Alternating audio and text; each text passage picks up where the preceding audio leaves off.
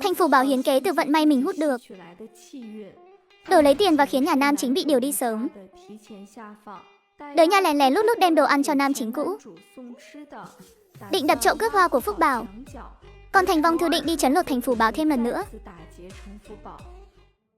Sau khi thu dọn xong mấy con gà rừng và thỏ, Thành Vong Thư ném hết đống đó vào không gian như thường lệ, chỉ để lại một con thỏ rừng bỏ vào trong gối, rồi hớn hở đi xuống núi. Khi sắp đến chân núi, cô còn đặc biệt ghé vào bụi cỏ ven đường, bứt một nắm lớn rau lợn, che chắn đống đồ trong gùi thật kín kẽ. Lúc này mới chịu đi xuống chân núi. Cần tắc vô áy náy. Lời tổ tiên để lại của không sai chút nào. Vừa đi đến đầu làng, đã nghe thấy tiếng khua chiêng vang trời. Đột ngột vang lên: "Ông hố, có biến để hóng rồi đây." Vừa mới lại gần, Thành Vong Thư đã bị dọa cho giật mình. Trước mặt họ là mấy người đang bị trói bằng dây thừng. Có nam có nữ, có già có trẻ. Trên đầu ai cũng đội một chiếc mũ nhọn hoắt. Trước ngực treo tấm bảng tư bản, trông vô cùng nổi bật. Thành Vong Thư đứng rất gần, thậm chí còn ngửi thấy từ trên người họ một mùi hôi thối nồng nặc. Rõ ràng là đã bị người ta tạt chất bẩn vào người. Mọi người ơi, mau đến sân khâu một chuyến đi. Tôi có chuyện quan trọng muốn thông báo với cả làng. Người dân trong làng nháo nhao từ bốn phương tám hướng đổ về sân kho. Tôi biết bây giờ mọi người đang có rất nhiều thắc mắc, muốn hỏi tôi, nhưng mọi người hãy nghe tôi nói đã. Những người này bị điều từ trên xuống đến chỗ chúng ta để tham gia cải tạo lao động. Sau này họ sẽ sống ở chuồng bò của làng mình. Mọi người chú ý theo dõi sát sao nhé. Phía dưới bắt đầu xôn xao. Dân làng ai nấy đều lộ vẻ hung dữ, khẳng định gia đình 6 người này chắc chắn đã làm chuyện gì xấu xa lắm. Chỉ có một vài người là giữ thái độ quan sát. Đây chẳng phải là gia đình nam chính trong nguyên tắc sao? Khoan đã, sao nhà họ Cao lại bị điều đi sớm thế này? Việc này không lẽ có liên quan tới Thành Phủ Bảo sao? Nếu người nhà họ Cao biết là do cô ta hại, em là sẽ xé xác cô ta ra mất. Nhà họ Cao vốn dĩ có thể hưởng thêm vài năm phú quý trên thành phố, nhưng lại vì Thành Phủ Bảo mà bị cướp mất. Số vận may cướp được giờ toàn bộ đều là cái bẫy. Chỉ mong Cao Hiếu Thiên mau chóng xuất hiện, cứu cô ta thoát khỏi dầu sôi lửa bỏng. Và thế là Cao Hiếu Thiên đến thật, còn dắt díu theo cả gia đình. Hắn ta cúi gằm mặt xuống, khuôn mặt trắng trẻo thanh tú xị ra một đống, ánh mắt u ám sâu không thấy đáy. Chậc, hóa ra đây chính là người đàn ông sau này của Thành Phủ Bảo à? Trông cũng chẳng ra sao nhỉ. Trong tiểu thuyết, nhà họ Cao dựa vào Thành Phủ Bảo để chiếm đoạt tài nguyên mà đổi đời. Giờ thì mọi thứ đều nằm trong tay mình rồi. Bọn họ đừng hòng mà Đông Sơn tái khởi. Nam chính nguyên tắc tên là Cao Hiếu Thiên. Cả nhà 6 người, ông bà, cha mẹ, cô em gái 10 tuổi từng chiếm đoạt tài sản công, là mắc đủ điều. Hay để xem sau này ta xử lý các người thế nào. Trong lúc đang mải suy nghĩ vẩn vơ, đám dân làng kích động đã xô ngã nhà họ Cao xuống đất. Ngay lập tức chửi bới đám mầm non hư hỏng. Người nhà họ Cao giận mà không dám nói, cắn răng chịu đựng nỗi nhục này, trong lòng đầy sự căm hận. Một lúc sau, dân làng cuối cùng cũng dừng lại. Nhà họ Cao càng thêm im lặng, đầu gần như vùi sâu vào trong đất. Được rồi, mọi người bình tĩnh lại đi. Họ là đối tượng đến để cải tạo, nhưng cũng không được để ai bay màu đâu. Nhà họ Cao khắp mình dính đầy nước bọt và bùn đất, trông thảm hại vô cùng, nhưng không hé răng nửa lời. Cao Hiếu Thiên vốn nổi tiếng là kẻ hẹp hòi, lại còn hay thù dai, mình không thể để hắn nhắm vào được. Cô quyết định dùng lại chiến thuật đối phó Thành Phủ Bảo. Trước tiên là âm thầm tìm hiểu, rồi âm thầm phá hoại từ phía sau, tuyệt đối không đối đầu trực diện. Trình Vượng Thúc đi vòng qua nhà họ Cao đến gần chuồng bò, nghĩ chắc chắn Thành Phủ Bảo sẽ tới đây, nhưng lại tình cờ bắt gặp một người khác là Trình Đại Á. Nhà họ Cao tưởng dân làng lại đến kiếm chuyện, im hơi lặng tiếng. giả vờ như không có người. Chị tìm ai? Em biết mọi người đều là người tốt. Dân làng đối xử với mọi người như vậy là không đúng. Chỗ lương thực này mọi người cứ cầm lấy mà dùng. Nếu không đủ em sẽ tìm cách khác.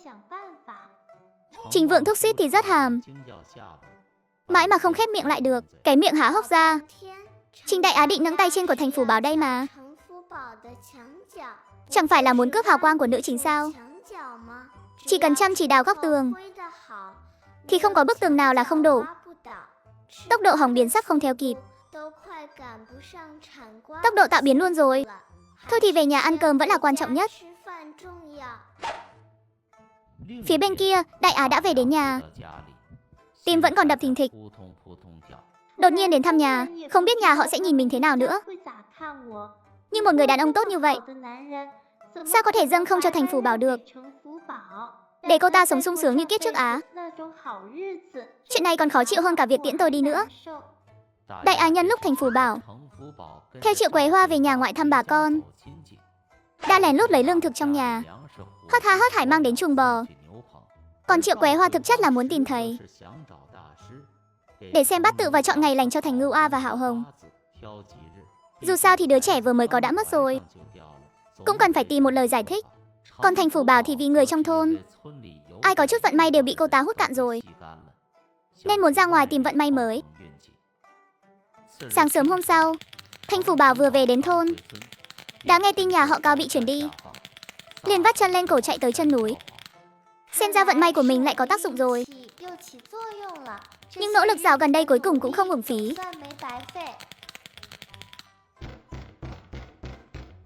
Nhà họ Cao như đang đối mặt với đại nạn. Ông cụ Cao, bà cụ Cao vơ lấy mấy gậy gỗ mục chuẩn bị liều mạng một phen. Con bé này là ai? Trông không giống đến kiếm chuyện. Hừ, chắc 8 phần là nhắm trúng Tiếu Thiên nhà mình rồi. Tự vác xác đến tận cửa thì đúng là cháu nội quý tử của mình rồi. Nó ưu tú thế này, con bé dưới quê mê mẩn cũng là chuyện thường. Trình Vượng thúc theo dõi toàn bộ quá trình, trong lòng cười khẩy. Thay vì bao nuôi đàn ông thì thà bao nuôi đứa em gái này còn hơn. Thành phủ bảo lén lén lút lút đem lương thực giấu vào nhà vệ sinh, cứ ngỡ là đã vạn vô nhất thất. Vẫn là loại không chịu được đòn. Mình còn chưa dùng sức mà hắn đã nhũn ra rồi. Ai không biết lại tưởng là diễn viên quần chúng được thuê đến đấy.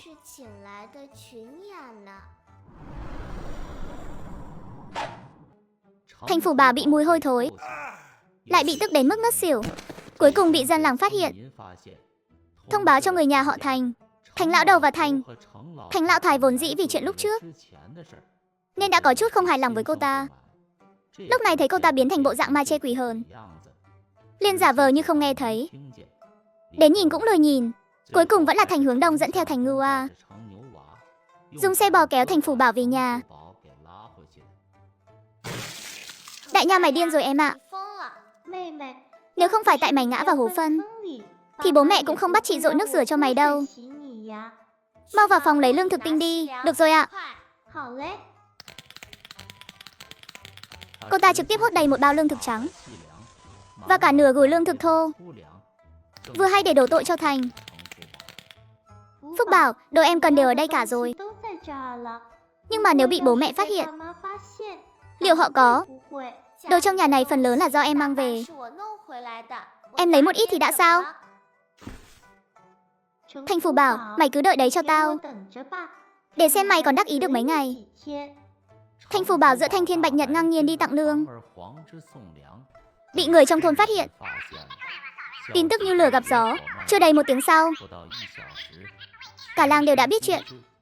Triệu Quế Hoa sau khi biết chuyện thì thực sự đã làm loạn một trận tưng bừng. Triệu Quế Hoa dẫn theo cả nhà đại phòng đến đại náo chuồng bò, cướp lại số lương thực mà Phúc Bảo mang tới. Phúc Bảo bị người nhà đại phòng nhốt vào nhà kho. Phúc Bảo cho rằng là do đại nhà báo tin, trong lòng bắt đầu ghi hận đại nha. Triệu Quế Hoa vừa nghe thấy chuyện này, bà ta lập tức vắt chân lên cổ chạy về nhà. Con nhóc này đúng là muốn đăng xuất rồi. Người khác hận không thể tránh xa chuồng bò ra. Vậy mà cái con nhóc đó lại dám cả gan lấy đồ trong nhà đi tiếp tế cho người ở chuồng bò. Đúng là muốn hẹo mà. Bà ta vừa chửi rủa, vừa lao nhanh về nhà. Mấy lời đồn đại vớ vẩn đó chắc chỉ là dân làng nói xằng nói bậy thôi. Lương thực trong nhà chắc chắn vẫn còn nằm yên trong phòng. Tiếc là ông trời không nghe thấy lời cầu nguyện của bà ta. Lúc ra ngoài sao mình không khóa chặt cửa lại cơ chứ? Đúng là tạo nghiệp mà. Vì đã chia gia đình rồi, lại nghĩ là có người ở nhà. Bà ta lơ là cảnh giác, nên mới quên không khóa cửa. Con nhóc đó đúng là phải dạy dỗ một trận ra trò mới được. Tôi thấy nó dạo này ngày càng ngông cuồng rồi. Lương thực của bà già này không ai được phép tơ hào lấy một hạt. Biết trước sinh ra cái loại nợ đời này, hồi đó thà vứt quách xuống hố phân cho bay màu luôn cho xong. Thì giờ đã chẳng phải tức đến mức này. Tâm cơ một chút thì cũng thôi đi. Đằng này lại dám trộm lương thực cho người ngoài. Sau này không biết còn gây ra họa lớn chừng nào. Nhưng lúc này quan trọng nhất là phải đòi lại lương thực. Nếu không cả nhà chỉ có nước cặm đất mà ăn. Bố mẹ, hướng tiền. Ngưu à, Thiết Hoa ơi. Không xong rồi, Triệu Quế Hòa báo cho nhà đại phòng. Khi nghe chuyện về thành Phủ Bảo, ai nấy đều chửi bới âm ĩ, hận không thể bắt nó về đánh cho một trận. Lương thực là mạng sống, nó lại dám đem tặng người ta. Thật là quá quát. Mà lúc này thành Phủ Bảo vẫn chưa hề biết bão tố sắp ập đến, đang đầy hân hoan đứng trước cửa chuồng bò. Tim đập thình thịch. Anh ấy nhất định sẽ nhận ra mình, kiếp trước anh ấy từng nói. Đó là yêu từ cái nhìn đầu tiên. Cô ta tin rằng dù giờ mình mới là bé gái 10 tuổi, Cao Hiệu Thiên cũng sẽ vừa mắt ngay lập tức, rồi cứu cô ta ra khỏi hố lửa nhà họ Thành. Người nhà họ Cao nghe thấy tiếng động, ghé đầu nhìn thử, lại là cô bé mười mấy tuổi đó. Ồ, là con bé, dù sao cũng chỉ là một đứa trẻ, lại còn cõng theo một cùi đầy đồ. Rõ ràng không phải đến để gây chuyện, nên mở lời thế nào đây nhỉ? Họ vẫn chưa biết mình là ai. Trong lúc còn đang lưỡng lự, từ xa có một bóng người đang gánh đồ lững thững đi tới. Chính là Cao Hiệu Thiên. Dáng người cao ráo, tuy nhiên cả hai đều bị mùi phân làm cho mất khứu giác. Cái mùi nồng nặc trên người đối phương lại tình cờ trở thành sự kết nối lạ lùng. Anh là người mới đến làng mình cải tạo phải không? Người trong làng đối xử với mọi người như thế là họ không đúng. Tôi đặc biệt đến đây để xin lỗi. Số lương thực này là tôi mang đến cho mọi người. Con bé này tiếp cận rõ ràng quá. Hay là do đội trưởng cử đến để thử lòng mình? Không sao đâu, cũng không phải lỗi của cô. Chúng tôi đến đây là để lao động cải tạo. Dân làng đối xử như vậy cũng là lẽ đương nhiên thôi. Họ đã đối xử với anh như thế rồi, sao anh còn có thể nói đỡ cho họ chứ? Tôi biết mọi người đều là những người tài giỏi. Sẽ có ngày nỗi oan này được rửa sạch thôi. Con bé bỗng nhiên vô cùng khao khát. Lớn lên, chỉ cần mình lớn lên thôi là có thể cùng anh sát cánh vượt qua khổ nạn, lại được hưởng cuộc sống sung sướng hơn người. Số lương thực này đều là tôi lấy từ nhà ra. Anh nhất định phải nhận lấy, nhất định phải kiên trì nhé. Anh Cao, tôi biết anh có lòng tự trọng cao, nhưng hiện giờ mọi người đang rất cần lương thực. Xin đừng từ chối tôi. Tôi không giống với những người trong làng đâu. Nói xong con bé chỉ sợ anh không nhận, liền đưa cho anh. Ăn hết thì cứ bảo tôi một tiếng, tôi sẽ lại mang đến cho. Cô ta đang nhắc nhở mình đây mà. Phải dựa vào chỗ này mới sống nổi. Dù sao cũng không ai nhìn thấy. Nếu cô ta quay lại đòi, mình cứ coi như không biết cô ta làm gì được mình. Anh nhanh chóng chuyển lương thực vào chuồng bò, giấu vào một góc kín đáo. Ông nó ơi, nhìn này, vẫn là cháu đích tôn của chúng ta giỏi nhất. Sa cơ lỡ vận rồi mà vẫn có mấy đứa con gái tranh nhau đưa lương thực đến. Cuối cùng cũng có cái ăn rồi. Mặc kệ là ai, cứ lấp đầy cái bụng trước đã. Ngay lúc nhà họ Cao đang chìm đắm trong niềm vui. Ngưu à, Thiết Hoa, lục soát cho ta. Chỉ cần là lương thực của nhà ta, một hạt cũng không được để lại. Dừng tay, các người dừng tay lại. Đừng đánh nữa. Đừng đánh nữa mà. Dừng tay lại. Người thành phố so đấu lại được những gã đàn ông làm nông quanh năm. Dù Cao Hiếu Thiên có vùng vẫy dữ dội nhất, cũng bị vợ chồng Thành lão đầu hợp sức đè xuống. Đó là lương thực của nhà tôi. Các người không được mang đi. Tệ hơn nữa là nhà họ Thành còn lấy đi cả chút lương thực dự trữ cuối cùng, cũng bị cướp sạch sành xanh. Chút lương thực đó, số lương thực cuối cùng của chúng tôi mất rồi. Cả nhà họ sẽ hẹo vì đói hết đấy. Đám thành phần xấu như các người mà có nhiều lương thực thế này sao? Chẳng phải là do con danh con nhà tôi đem tặng à? Con biết xấu hổ không? Mặt mũi tôi cũng đủ dày rồi đấy nhỉ. Cái nhà này ra mặt dày sắp bằng chuồng lợn nhà tôi luôn rồi. Dựa vào đâu mà bà bảo là của bà? Lương thực ở trong nhà tôi đương nhiên là của tôi. Chẳng lẽ nó tự mọc chân chạy đến đây chắc? Cái bao này tôi nhận ra mà. Lúc chia gia tài đã nẫng tay trên từ nhà nhị phòng đấy.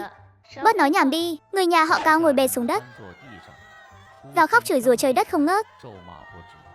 Nhưng cũng chẳng thể làm gì được. Con nhóc đem lương thực đến kia, hóa ra là có ý đồ này. Thành Phủ Bảo lúc này vẫn còn đang đắm chìm trong ảo tưởng anh hùng cứu mỹ nhân, hoàn toàn không biết tai họa đang ập đến. Anh ấy nhất định đã nhớ kỹ mình rồi. Mình đã giúp anh ấy một việc lớn như vậy mà. Đột nhiên cô ta thấy Triệu Quế, Hoa cùng mọi người vác bao lương thực quen thuộc trở về. Mẹ, mọi người lấy chỗ lương thực đó ở đâu về vậy? Ông bà nội, cha mẹ, đại ca, nhị ca, mau nói cho em biết. Có phải là mọi người đã đến chuồng bò không? Đúng vậy, là cướp lại từ tay lũ khốn đó đấy. Sao cơ? Sao mọi người có thể làm như vậy chứ? Anh ấy sẽ hiểu lầm em mất. Hừ, bọn anh không chỉ làm thế đâu, mà còn định làm nhiều chuyện khác nữa. Ngưu à, thiết à, bắt nó lại, dạy cho nó một bài học, để nó biết ở cái nhà này ai mới là chủ. Rõ thưa đại ca, nhị ca, mau thả tôi ra. Các người định làm gì hả? Hai cái tát nổ đom đóm mắt, ngay sau đó bị quăng thẳng vào nhà củi. Thả tôi ra, mau thả tôi ra. Cô ta nghiến răng nghiến lợi, khẳng định kẻ mách lèo không ai khác chính là Thành Đại Á. Phúc Bảo, em không sao chứ? Sao bố mẹ lại nỡ nhốt em lại thế này? Cô là cái thớ gì chứ? Đến lượt cô đứng đây xem trò cười của tôi à? Chỉ là một đứa người hầu thấp kém mà thôi. Chị biết em đang nóng giận. Đợi chị khuyên bảo bố mẹ xem sao. Em cứ lo mà tự kiểm điểm đi. Thành Đại Á, đợi tôi ra ngoài được. Tôi nhất định sẽ cho cô biết mặt. Hi hi, sợi tơ hồng của nam nữ chính đã bị ta chặt đứt quá nửa rồi. Nếu như vậy mà vẫn còn bên nhau được, tốt nhất hãy gắn chặt lấy nhau đi, đỡ mắc công đi hại người khác. Vở kịch chó cắn chó này, toàn bộ đều nằm trong tầm kiểm soát của cô. Thành Vong thư nhân cơ hội đó, vơ vét hết số tiền bạc mà Phúc Bảo kiếm được gần đây. Tổng cộng có 56 đồng 4 hào cùng 2 thỏi vàng nhỏ. Còn có cả đồ cổ và trang sức nữa. Cướp của Thành Phủ Bảo còn nhanh hơn cả đi cướp ngân hàng. Cô vừa đếm xong số đồ vơ vét được, thì hai người ở phòng bên cũng đã bắt đầu hành động. Dẫu sao nhà họ Cao cũng đã xảy ra chuyện, nên phải nhanh chóng qua đó giúp một tay. Cao Tiếu, lỡ như ông trời nghĩ tôi thấy người ta sắp đăng xuất mà không cứu thì phải làm sao? Phải khiến anh ta nhớ kỹ là tôi đã giúp đỡ lúc khó khăn. Nhưng cả hai đều đang kẹt tiền. Kể từ sau vụ Thành Phủ Bảo trộm lương thực bị phát giác, Triệu Quế Hoa giữ lương thực còn kỹ hơn giữ mạng. Thành Đại Nha muốn xin xỏ từ chỗ mẹ mình, nhưng không đời nào, bản thân cô ta cũng chẳng giữ nổi một xu. Làm lụng cả nửa tháng trời chỉ còn lại 2 giỏ rau dại với mấy củ khoai lang này thôi. Còn Thành Phủ Bảo dù đã bị vét sạch túi, nhưng vẫn còn cái vận khí quái dị đó bên mình. Dù năng lực đã bị suy yếu, nhưng chỉ cần cướp lấy vận khí của vài người thì gom góp chút đồ cũng không khó. Hai người họ vừa chuẩn bị xong lễ vật, đã tranh nhau chạy thục mạng tới chuồng bò. Chỉ sợ chậm một bước thì công lao sẽ bị đối phương cướp mất. Đầu tiên là Thành Phủ Bảo mang thịt và lương thực đến trước. Đồ của cô tôi không dám nhận đâu. Đi đi, em không biết là họ sẽ đến đây. Lần này họ chắc chắn không biết đâu. Xin anh hãy nhận lấy. Thật sự không liên quan đến anh ấy. Được rồi, nhưng lần sau đừng đến nữa. Anh ta bắt đầu có chút thiện cảm với cô. Phúc Bảo vừa đi không lâu, Thành Đại Nha đã bưng rau dại và khoai lang tới. Anh Cao, đây là phần em tiết kiệm được. Cô hái rau dại cũng chẳng dễ dàng gì, cứ giữ lấy mà ăn đi. Nhà tôi cũng không nhận đâu. Cảm ơn cô, anh ta đối phó với mấy cô gái rất thuần thục. nhưng cũng không từ chối tuyệt tình. Chỉ để sau này có thể